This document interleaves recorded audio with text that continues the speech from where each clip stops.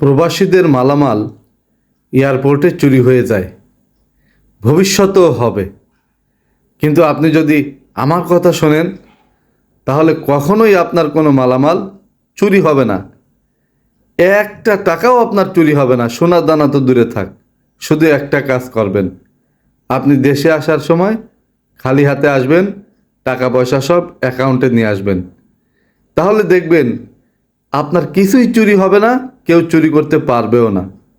হয়তো যে জিনিসগুলো আপনি বিদেশ থেকে আনতেন কিছুটা সাশ্রয়, দেশে হয়তো কিছু টাকা বেশি লাগবে, কিন্তু পুরো টাকাটাই তো আপনার বেঁচে যাবে। আর এই মালামাল যখন আনবেন, সোনার দানা যখন আনবেন, সেগুলো যদি চুরি হয়ে যায় তখন তো আপনার সব চুরি হয়ে গেল, কি থাকলো? এই জন্য কোনো কিছু আনার দরকার নাই, একেবারে খালি হাতে আসবেন। দেশে এসে দেদারসে মন খুলে বাজার করে তারপর বাড়ি যাবেন।